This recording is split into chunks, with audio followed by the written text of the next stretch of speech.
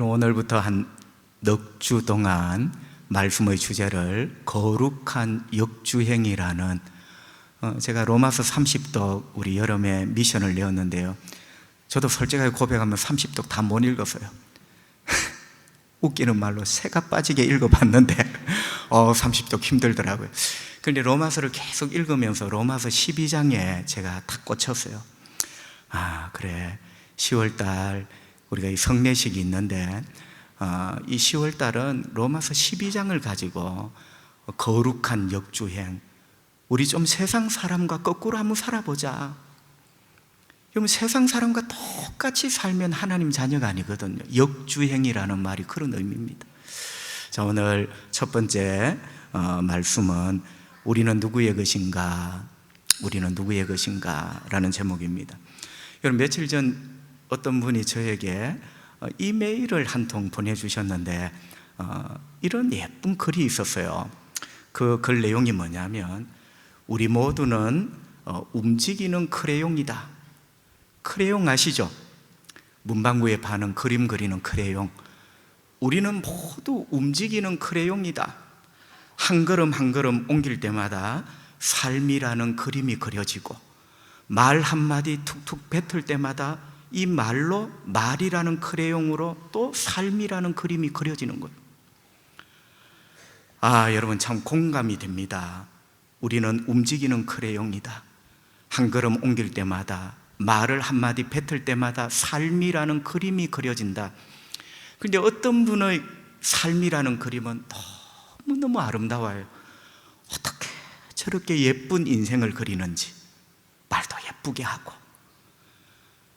어떤 분의 인생의 그림은 죄송합니다, 저게 그림인가 싶을 정도로 너무 못난 그림을 그려요. 여러분, 참 공감이 되죠? 우리 모두는 움직이는 크레용이다. 그래서 우리가 움직이면서 삶이라는 그림을 그려가는 거죠. 여러분, 여기서 한 가지 더 덧붙이자면, 자, 우리가 움직이는 크레용인데 누구 손에 이 크레용이 붙잡혀져 있느냐에 따라 그림이 달라져요. 여러분, 오늘 주제가 주인이죠. 주인. 누구 것이냐? 내가 움직이는 크레용이라면 이 크레용을 누가 쥐고 있느냐? 누구의 것이냐? 여러분, 여기에 따라 내 삶이라는 그림이 달라집니다. 결론적으로 말씀드렸자면, 옛날에 우리 주인은 죄잖아요. 죄가 김대훈이라는 크레용을 쥐고 그리니까 우리의 인생이 얼마나 추해요. 그런데 이제 주인이 바뀌었어요. 예수님이 우리 주인이 되었어요. 그분이 나라는 이 크레용을 쥐고 그림을 그릴 때 얼마나 예쁘고 아름다운 그림을 그려나가고 있습니까? 그런 이야기입니다. 성도 여러분, 우리는 누구 것입니까? 세상 것입니까? 어떤 분은 제가 너무 딱하여 좀 권면을 했더니, 목사님, 내 인생은 내 것인데 목사님 너무 잔소리하지 마세요. 제가 이해는 했어요. 너무 그분이 마음 아프니까 그 말을 한 거예요. 근데 하나님 앞에 사과는 해야지요. 내 인생 내 것이니까 그는 사과는 해야 돼요. 하나님 앞에. 내 인생은 세상 것도 아니고 내 것도 아닙니다. 그럼 누구 겁니까? 고린도전서 6장 20절에 보면 성경은 이렇게 말씀합니다. 값으로 산 것이 되었으니. 우리 하나님께서 우리를 값을 주고 사셨대요. 그 값은 1억 원이 아니라 예수님의 십자가의 피입니다. 예수님이 우리 대신 십자가에 못 박혀 피 흘려 죽으셨어요. 여러분, 그 피를, 값을 주고 하나님이 우리를 사셨대. 여러분, 산 사람이 주인입니다. 여러분, 이거는 유치부 아이도 아는 거예요. 이거 주인이 누구냐? 이걸 산 사람이 주인이에요. 하나님이 우리를 예수의 보혈로 우리를 사신 거예요. 우리 주인은 하나님이십니다. 우리는 하나님 것입니다. 여러분, 로마서도 계속 하시는 말씀이 하나님께서 우리를 죄에서 구원하셨다. 하나님의 은혜로 우리를 죄에서 해방시켜 주셨다. 결국 우리가 하나님 것이라는 거죠. 여러분, 이게 왜 중요하냐면요, 하나님의 것이라면 하나님의 것답게 삶이, 이 크레용이 삶을 그렇게 그려서는 안 된다는 거예요. 여러분, 그게 로마서 12장이 하시고자 하는 말씀의 요지입니다. 우리는 누구의 것이냐? 하나님의 것이다. 증거가 뭐냐? 하나님이 샀대요. 여러분이 타고 다닌 자동차가 여러분의 것인 증거가 뭐죠? 여러분이 돈 주고 샀으니 여러분 것이에요. 하나님이 우리를 예수의 피로 사셨으니 하나님의 것이에요. 우리가 하나님의 것답게 삶을 그려나가야 되는 거죠. 여러분, 그런 의미에서 로마서 12장 1절을 읽으시면 눈이 번쩍 띄어져요. 하나님의 것 어떻게 살아야 되는가? 1절, 그러므로 형제들아, 내가 하나님의 모든 자비하심으로 너희를 권하노니 너희 몸을 하나님이 기뻐하시는 거룩한 산 제물로 드리라. 이는 너희가 드릴 영적 예배니라. 여러분, 바울은 구약과 신약을 넘나듭니다. 제물은 구약의 표현이에요. 예배는 신약의 표현이에요. 구약과 신약을 넘나들며 너희 몸을 하나님 앞에 제물로, 너희 몸을 하나님 앞에 예배로 드려라, 이렇게 말씀을 하시는 거죠. 여러분, 우리가 잘 아는 말씀입니다. 너희 몸을 하나님이 기뻐하시는 거룩한 산 제물로 드려라. 여러분, 여기 산 제물은 살아있는 제물을 말합니다. 제가 1부 예배, 2부 예배 때도 그런 말씀을 드렸는데요, 제 고향은 대구입니다. 대구 사람 중에도 좋은 사람 참 많고요, 광주에 있는 사람 중에도 좋은 사람 참 많아요. 정치인들 나빠요. 정치인들이 그렇게 하면 안 돼요. 다 우리 국민으로 좋게 좋게 이야기를 해야지. 제가 무슨 이야기를 하려고 하느냐면요, 제가 어렸을 적에 대구에서는 오징어 회는 데치는 겁니다. 살아있는 오징어를 먹어본 적도 없고 생각할 수도 없어. 그런데 어느 날 1톤 포터 트럭이 산 오징어, 나는 오징어가 산에서 나는 줄 알았어요. 진짜로. 오징어는 늘 데치는데 산 오징어, 산에서 무슨 오징어가 나? 어렸을 적에 살아있는 오징어, 살아있는 오징어. 저는 그때 처음 오징어도 살아있는 것 회로 먹구나. 여러분, 여기 산 제물은 살아있는 제물입니다. 산에서 바치는 제물이 아니라 살아있는 제물. 자, 여러분, 살아있는 제물은요, 뜨끈뜨끈한 아이스크림이라는 말과 똑같아요. 아이스크림이 뜨끈뜨끈한 게 있습니까? 없죠. 제물은 살아있는 제물이 없어요. 제물은 반드시 죽어야 돼. 죽어야 돼. 나를 위하여 대신 목에 칼을 맞고 피를 다 쏟고 죽어야 돼. 제물은 반드시 죽어야 돼. 살아있는 제물은 뜨끈뜨끈한 아이스크림이란 말과 똑같다니까요. 자, 그렇다면 여러분, 하나님은 도대체 뜨끈뜨끈한 아이스크림과 똑같은 의미의 살아있는 제물, 살아있는 제물은 도대체 뭔가? 우리 몸을 말합니다. 그래서 오늘 말씀 보니까 너희 몸을 살아있는 제물로. 왜? 우리는 지금 몸으로 살아가고 있잖아요. 그리고 살아있잖아요. 그러니까 이 몸으로 살아가는 모든 것이 하나님 앞에 살아있는 제물이라는 거예요. 너희 몸을 드려라. 여러분, 몸을 드려라는 말은 인신공양, 나의 몸을 불 속에 던지고 이런 게 아니라 너의 몸으로 살아가는 삶을 하나님 앞에 드리라는 거예요. 그게 살아있는 제물이죠. 여러분, 이거는 내가 죽으면 하나님 앞에 내 삶을 못 드려요. 죽은 사람은 삶이 없잖아. 그렇습니다. 우리는 몸을 가지고 삽니다. 몸이라는 크레용으로 인생이라는 그림을 그리죠. 여러분, 그 인생이라는 그림을 어디에 그립니까? 세 가지 도화지가 있습니다. 첫째는 인간관계 속에서 우리는 삶이라는 그림을 내 몸으로 그립니다. 여러분, 다른 사람이 여러분의 몸으로 그리는 삶의 그림을 다 봐요. 저 그림은 참 이쁘다고, 저 그림은 너무하다고. 또 어디에서 우리가 이 그림을 그리죠? 공동체 속에, 우리의 직장, 내가 소속된 사회 속에. 그리고 교회라는 공동체 안에 우리는 내 몸이라는 크레용으로 삶이라는 그림을 그려가고 있는 거죠. 그런데 여러분, 너무나 놀라운 것은 하나님은 이게 바로 재물이다. 너희들이 염소를 들고 오고 양을 들고 오고 송아지를 들고 오는 게 아니라 너의 몸으로 그리는, 몸이라는 크레용으로 그리는 그 삶이 하나님 앞에 드릴 재물이고 예배라는 거예요. 여러분, 너무나 충격적입니다. 여러분이 이 본당에서 앉아 드리는 한 시간의 예배가 아니라 우리가 몸이라는 크레용으로 그려내는 우리의 모든 삶, 그 삶이 하나님 앞에 드리는, 구약으로 표현하면 제물이고 신약으로 표현하면 그게 바로 예배라는 거예요. 두 번째, 그러면 여러분, 우리는 어떤 제물이 되어야 되겠습니까? 자, 우리 몸이라는 크레용으로 그려내는 삶이 제물이다. 그럼 우리가 어떤 제물이 되어야 되는가?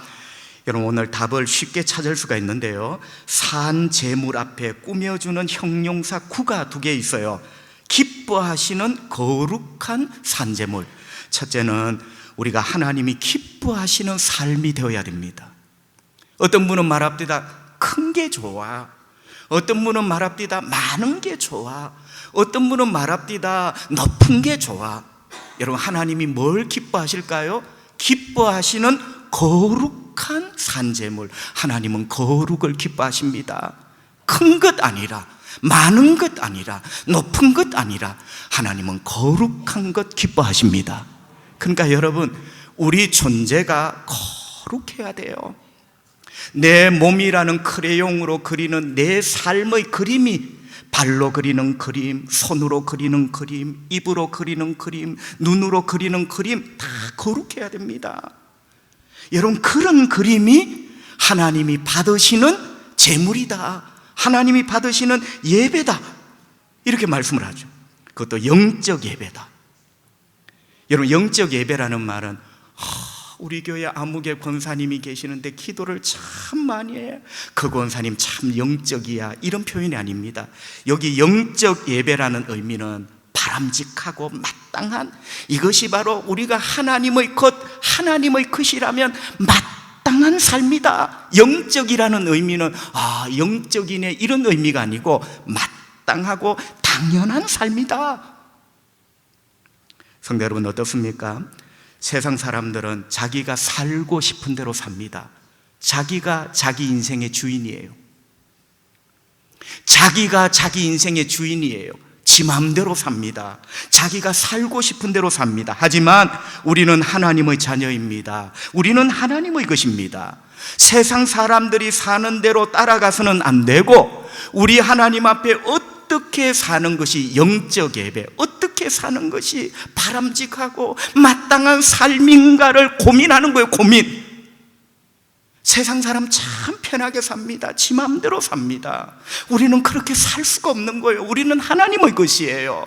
어떻게 하면 하나님 앞에 마땅한 삶이 될까? 어떻게 하면 하나님 앞에 합당한 삶이 될까? 고민하며 몸부림칩니다. 거룩한 역주행이죠. 세상 사람 다 그렇게 편하게 사는데 우리는 거꾸로 사는 거예요. 거룩하게 말이죠. 성도 여러분, 오늘 바울이 우리에게 하나님의 은혜로 권면하는 이 말씀은 참 충격입니다. 이런 말씀 아니겠습니까? 구약과 신약을 넘나들며 너의 몸이라는 크레용으로 그리는 삶이라는 그림이 바로 제물이고, 너의 몸이라는 크레용으로 그려내는 삶이라는 그림이 바로 하나님 앞에 드릴 합당한 예배다. 여러분, 내 삶이 바로 강대상이에요. 내 삶이 바로 예배당이에요. 여러분은 목사가 강대상 위에 설교를 잘하나 못하나 보죠. 성경을 보세요. 여러분의 삶이, 여러분의 몸이라는 크레용으로 그려내는 인간관계 속에, 공동체 속에서 그려내는 그 삶이라는 그림이 바로 강대상이에요. 그게 바로 예배당이야. 그 예배당을 통하여, 그 강대상을 통하여 세상 사람들은 하나님이 어떤 분이신가를 알게 되는 거예요. 우리 한국교회 강단이 무너졌습니다. 바로 우리 삶이라는 강단이 무너진 거예요.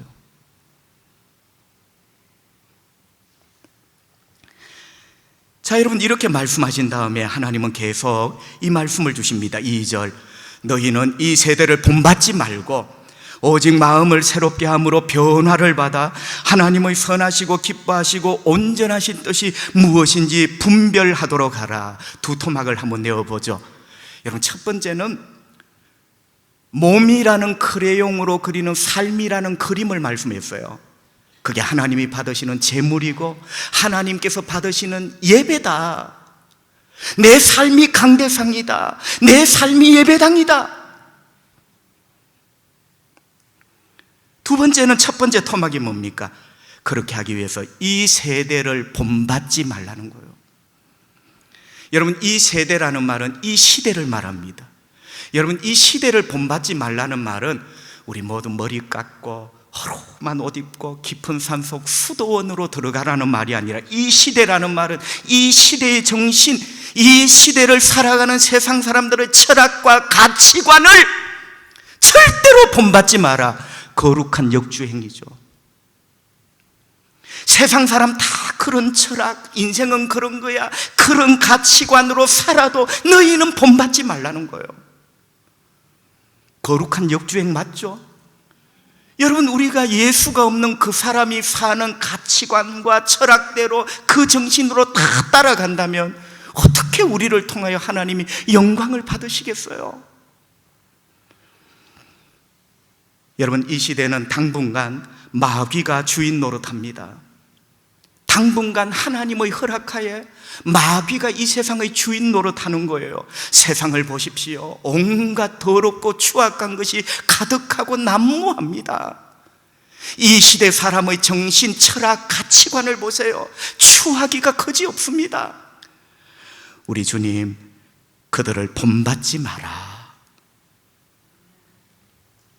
거룩한 역주행을 말씀을 하고 있는 거죠. 두 번째 토막이 뭡니까? 오직 마음을 새롭게 함으로 변화를 받아라. 그들을 본받지 말고 새롭게 하여 마음의 변화를 받아라. 여러분, 한번 물어볼까요? 이 세상 사람들은 왜 하나님이 기뻐하지 못하는 그림을 그릴까요? 왜 똑같이 하나님이 주시는 몸이라는 크레용으로 삶이라는 그림을 그려야 되는데 그렇게 추하고 더럽고 악한 그림을 그릴까요? 문제는 마음에 있습니다. 마음. 여러분, 마음이 그림을 그릴 준비가 안 된 거예요. 마음의 문제죠. 이런 말이 있습니다. 마음은 몸의 컨트롤 타워와 같다. 자, 몸은 곧 삶입니다. 왜? 우리 삶은 몸으로 살기 때문에. 여러분, 이 몸 혹은 삶의 컨트롤 타워가 마음이에요. 그러니까 마음이 내 몸을 지배하는 거예요. 화재가 일어났습니다. 사고가 일어났습니다. 컨트롤 타워가 운영이 돼요. 거기에서 지시를 하고 복구를 하고 다시 세웁니다. 여러분, 우리 마음은 내 몸의 컨트롤 타워예요. 이 마음이 무너진 거예요. 마음이 내 몸을 컨트롤하지 못하는 거예요. 그래서 하나님이 기뻐하시는 삶의 그림을 그릴 수가 없는 거예요.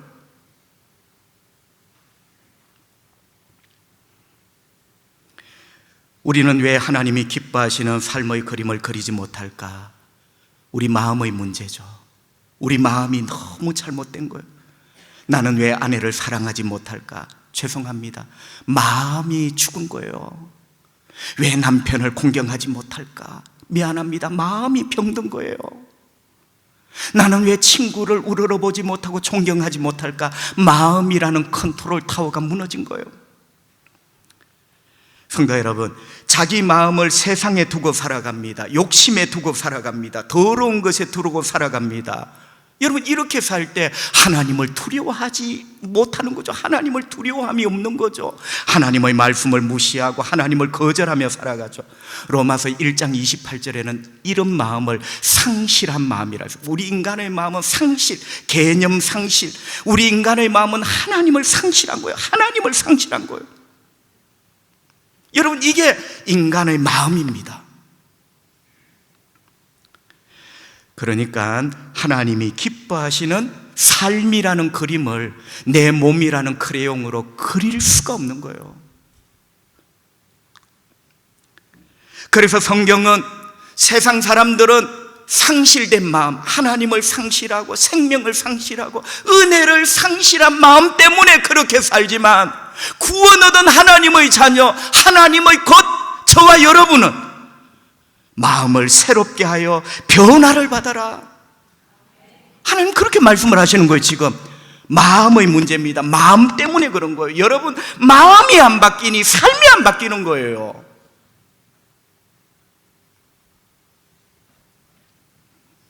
성경은 마음을 새롭게 하여 변화를 받아라.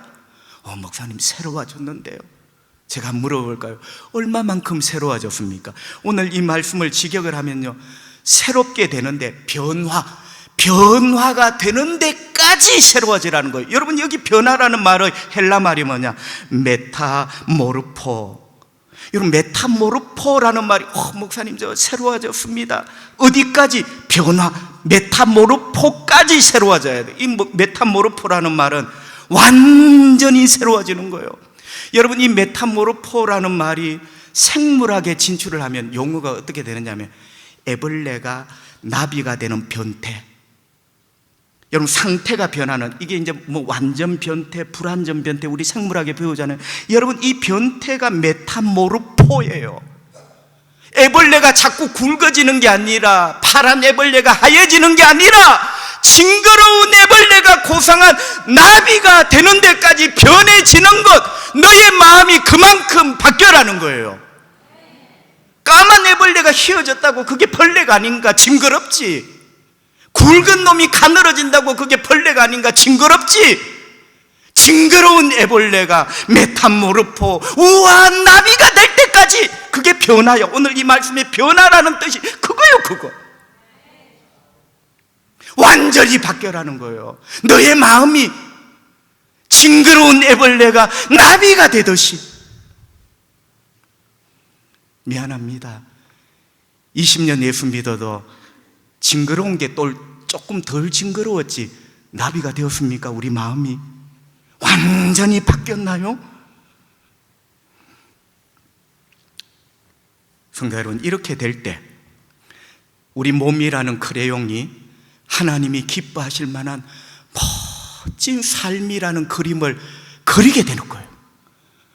우리 마음이 이렇게 변화, 메타모르포 될 때 아내의 자는 얼굴 위에 굵은 눈물을 떨어뜨릴 수 있고, 남편의 고단한 얼굴을 보며 울며 기도할 수 있는, 친구의 딱한 상황을 보고 손잡을 수 있는 이런 사람이 되는 거죠. 자, 여러분, 여기서 이제 두 가지 질문이 필요합니다. 어떻게와 왜입니다. 메타모르포, 주님은 우리 마음이 새롭게 변화, 메타모르포, 애벌레가 나비가 되는 이런 변화. 여러분, 어떻게 우리 마음이 그렇게 될 수가 있습니까? 어떻게? 여러분 아시죠? 우리 힘으로는 안 돼요. 용 쓰고 애써도, 여러분, 우리는 죄인입니다. 우리는 하나님 보시기에 징그러워요. 나만 몰라서 그렇지 다른 사람이 나를 보면 징그러워요. 어떻게 우리는 나비처럼 새롭게 될 수 있을까? 우리 힘으로는 안 됩니다. 그럼 어떻게 됩니까? 로마서 5장 5절 하나님이 이렇게 말씀합니다. 소망이 우리를 부끄럽게 하지 아니함은, 우리에게 소망이 하나 있어요. 제가 넓게 적용하면 우리에게 소망은 내 마음이 징그러운 애벌레에서 우아한 나비처럼 바뀌는 것, 그게 나의 소망이라면 이 소망은 절대로 부끄럽지 않습니다. 반드시 이루어진다는 거예요. 어떻게? 우리에게 주신 성령으로 말미암아 하나님의 사랑이 우리 마음에 부음바 됨이니. 여러분, 우리 마음은 원래 징그러워요. 고약해요. 상실, 로마서 1장 28절 상실, 개념 상실, 하나님 상실한 마음, 이 마음에 하나님의 사랑이 부어질 때, 여러분, 우리의 이 징그럽고 고약한 마음에 하나님의 사랑이 부어질 때 내 마음이 변합니다. 내 마음이 바뀌어요. 이거는 여러분 어떤 프로그램이나 어떤 훈련으로 되는 게 아니라 성령으로 말미암아 하나님의 십자가의 사랑이 내 이 징그러운 벌레와 같은 마음속에 부어질 때 내 마음이 메타모르포, 나비처럼 새롭게 변화지는 거예요. 여러분이 바로 그 주인공 아닙니까? 두 번째 질문은 왜입니다. 목사님, 왜 굳이 우리가 이렇게 어려운 길을 가야 되는데요? 마음이 그런 따라 그렇게 살면 되지. 욕심에 끌리고 미움에 끌리는 따라 그렇게 살면 되지. 왜 우리가 굳이 거룩한 역주행을 해야 되는데요? 답은 너무나 간단하고 분명합니다. 우리가 주님의 것이기 때문입니다. 여러분, 오늘 로마서는 하나님의 선하시고 기뻐하시고 온전하신 뜻이 무엇인지 분별하게 된다 했습니다. 마음이 새롭게 돼야 분별. 여러분, 마음의 기능은 분별하는 기능이에요. 여러분, 마음은 여러 가지로 표현합니다. 마음 아프다, 마음이 기쁘다. 그런데 마음은요, 이성적인 기능이 있어요. 분별. 우리가 하나님의 것이야. 마음이 새롭게 될 때 하나님이 원하시는 삶이 뭔가를 분별하게 된다는 거예요. 그때 내 몸이라는 크레용으로 그림을 함부로 안 그리죠. 그분이 원하시는 그림을 그리게 되는 거죠. 그래서 우리가 마음을 새롭게 변화를 받아야 됩니다. 성도 여러분, 우리는 누구 것입니까? 참 고전적인 질문이지만 우리는 누구의 것이냐, 이 질문이 중요한 이유는 우리가 누구의 것이냐에 따라 우리 삶이 달라집니다. 우리 몸이 크레용이라면, 움직이는 크레용이라면 이 크레용을 누가 쥐고 있느냐에 따라 그림이 달라지는 거예요. 여러분, 오늘 로마서 12장 본문이 강물이라면 이 강물은 로마서 6장에서 이미 시작이 되었어요. 여러분, 로마서 6장 13절 새번역 성경으로 제가 한번 읽어드리겠습니다. 그러므로 여러분은 여러분의 지체를, 여러분, 지체라는 말은 몸에 붙어있는 팔다리, 눈, 코, 입, 귀를 말하는 거예요. 여러분의 지체를 죄에게 내맡겨서 불의의 연장이 되게 하지 마십시오. 오히려 여러분은 죽은 사람들 가운데 살아난 사람답게, 구원 얻은 사람답게 여러분을 하나님께 바치고 여러분의 지체를 손발, 눈, 코, 입, 귀를 의의 연장으로 하나님께 바치십시오. 여러분, 여기 바치라는 말을 우리 개역 개정 성경에는 드리라, 오늘 로마서 12장 1절 드리라는 말과 원어가 똑같은 거예요. 그러니까 원래 로마서 이 12장의 시작, 백두산 천지는 로마서 6장입니다. 로마서 6장에는 두 주인이 있어요. 원래 우리 주인은 죄였습니다. 여러분, 재밌는 것은 바울이 우리 몸을 연장이라 표현했어요. 우리 성경에는 무기되어 있습니다. 무기 혹은 연장, 어떤 식으로 번역을 해도 괜찮아요. 자, 여러분, 연장통을 열면 망치가 있고 벤치가 있고 드라이브가 있습니다. 우리 몸이 연장이에요. 손과 발, 눈, 코, 입, 귀가 연장이에요. 그때 우리는 이 모든 연장을 죄에게 줬어요. 죄에게. 죄 짓는데 이 연장을 준 거예요. 그런데 이제 주인이 바뀌었습니다. 우리의 주인은 예수 그리스도입니다. 그분이 십자가에서 나를 위하여 피 흘려 주심으로 그 피를 값주고 나를 사신 거예요. 하나님 뭐라 하십니까? 이제는 너의 몸에 붙어있는 손발, 눈, 코, 입, 귀, 이 연장들을 하나님을 위하여 드리십시오. 이 연장을 하나님을 위하여 써라는 거예요. 이렇게 로마서 6장이 12장에 넘어오면서 너의 몸을, 똑같은 의미예요. 우리 몸의 이 모든 연장들을 하나님을 위하여 써야 된다. 거룩한 역주행이죠. 세상 사람들 다 그렇게 살지만 손으로 화투 치고 담배 물고 나쁜 짓 하고 때리고, 그러나 예수의 사람의 손은 그렇게 하면 안 되지. 하나님을 위한 연장으로 이 손을 들여라는 거예요. 세상 사람의 발은 그렇게 살지만 예수 믿는 사람의 발은 하나님을 위한 연장으로 거룩하게, 거룩한 역주행으로 이렇게 살아야 된다. 여러분, 마지막으로 이런 질문을 던지면서 말씀을 요약하며 정리하려고 합니다. 아까도 그런 질문을 하나 던졌습니다. 주님, 왜 굳이 이런 거룩한 역주행의 삶을 살아야 됩니까? 굳이? 안 그러면 참 편한데, 세상 사람들, 예수 안 믿는 사람들, 믿음 없는 사람처럼 그렇게 살면 진짜 편한데 왜 굳이 거룩한 역주행의 삶을 살아야 됩니까? 두 가지 이유가 있습니다. 하나는 그것이 바로 하나님이 기뻐하시기 때문이에요. 하나님은 거룩한 것 기뻐하십니다. 세상 사람과 똑같이 사는 것 하나님 기뻐하지 않습니다. 우리 몸이 연장통이라면 우리 몸의 이 연장들을 주님을 위하여 사는 것 우리 주님 기뻐하십니다. 두 번째 이유는 굳이 왜 우리가 이렇게 거룩한 역주행의 삶을 살아야 되는가? 이렇게 할 때 하나님을 드러내게 하는 것입니다. 하나님을 홍보하는 거예요.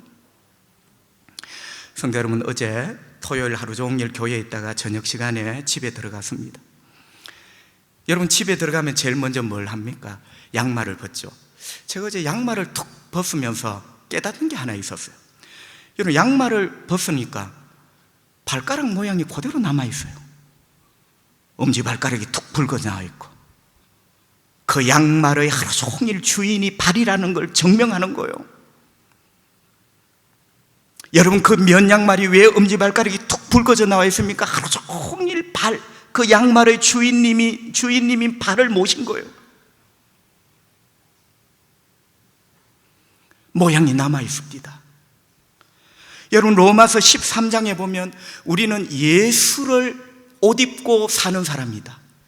예수님을 믿는다는 게 뭐냐? 예수님을 옷을 입은 거예요.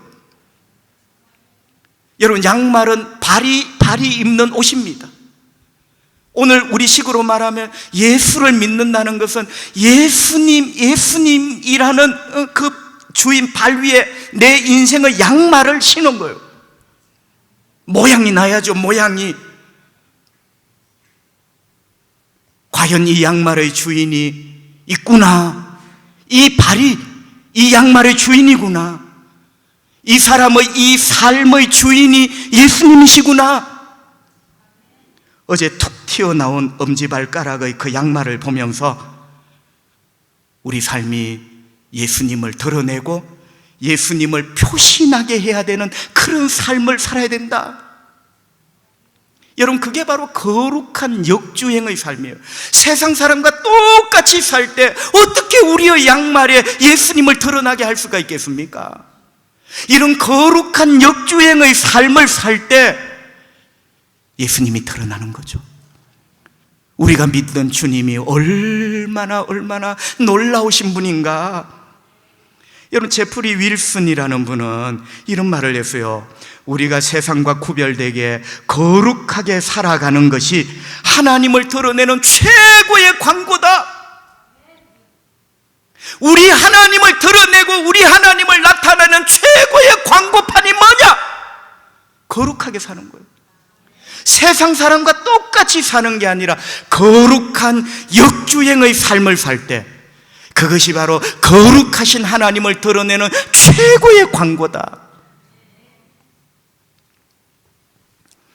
성도 여러분, 간혹 뉴스를 듣습니다. 고속도로에 역주행 차가 올라와 수많은 사람이 다치거나 죽습니다. 여러분, 도로에서는 역주행을 하면 안 돼요. 도로에서 역주행 거꾸로 가는 것은 위험합니다. 나도 죽고 그도 죽이는 거예요. 하지만 우리 삶에서는 거룩한 역주행이 필요합니다.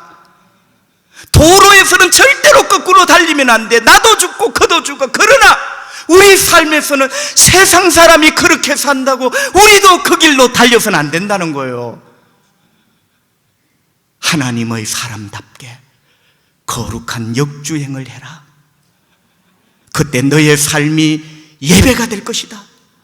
그 삶이 강대상이고 너의 그 삶이 예배당이다. 하나님이 너의 그 삶을 통하여 기뻐하실 것이고 너의 거룩한 역주행 그 삶을 통하여 세상에 하나님이 어떤 분이신가를 광고하게 될 것이다. 성도 여러분, 성례의 계절입니다. 떡 한 개 먹고 잔 한 잔 홀짝 마신다고 끝나는 게 아니에요. 주님은 말씀하십니다. 너는 내 것이다. 십자가의 피로 내가 너를 샀다. 거룩한 역주행의 삶을 살아가기를 바란다. 기도합시다. 우리 하나님 아버지, 감사합니다. 오늘 건강 주시고 호흡 주시고 믿음 주셔서 예배하게 하시니 감사합니다. 또 말씀을 주시니 감사합니다. 들을 수 있는 귀를 주셔서 감사하고 깨닫게 해주시니 감사합니다. 알아듣게 해주시니 감사합니다. 또 우리 마음에 은혜 부어주실 성령님 감사합니다. 하나님의 사랑을 내 마음에 부어주십시오.